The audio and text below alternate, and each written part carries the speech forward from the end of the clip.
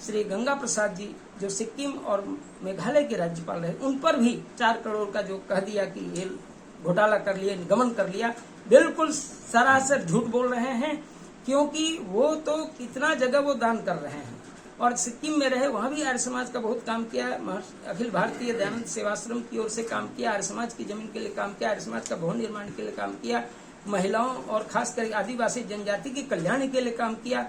और जब तक वो रहे तब तक समझिए कि आधा से अधिक समय उनका मुझे आर्य समाज के ही काम में जाता था। जहाँ जहाँ ऐसे निष्पक्ष, ईमानदार, कर्मठ और अपने समझिए वंशावली में भी आर्य समाजी, मुंदर साहब उनके पिता आर्य समाजी, उनके नाना महबूब प्रसाद जी साहब वो स्वामी दयानंद के समकालीन के आर्य समाजी, और उनका परिवार आर्य समाज से जुड़ा है, पूर्ण वैदिक परंपरा से जुड़े हुए हैं। उनको इस प्रकार का लांछना देना कितना घोर भर्त्सना करने के योग्य है, घोर निंदा हम लोग करते हैं। जहाँ तक आप जो बोले हैं कि जमीन जगह बेचने की बात है, ये हम लोग से बहुत पहले की बात है, 50 साल पुराना केस है।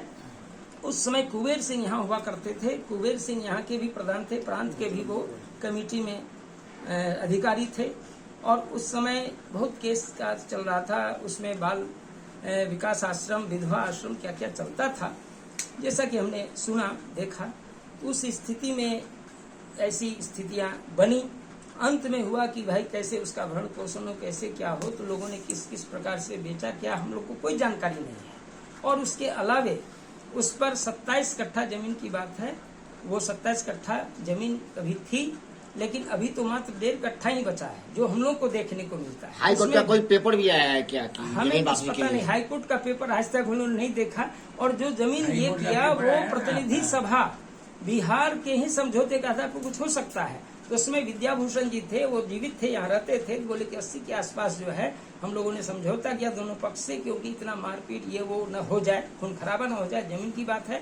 और समझौता शांतिपूर्वक होकर के उसको, यानी जो भी आरोप आप पर लगाया गया वो सब निराधार है। वो निराधार है, हम लोग पर कोई आरोप लग ही नहीं सकता। और अभी जो वर्तमान में जो प्रदर्शन चल रहा है आर्य समाज मंदिर में, वो अवैध है, पूर्णतः अवैध है।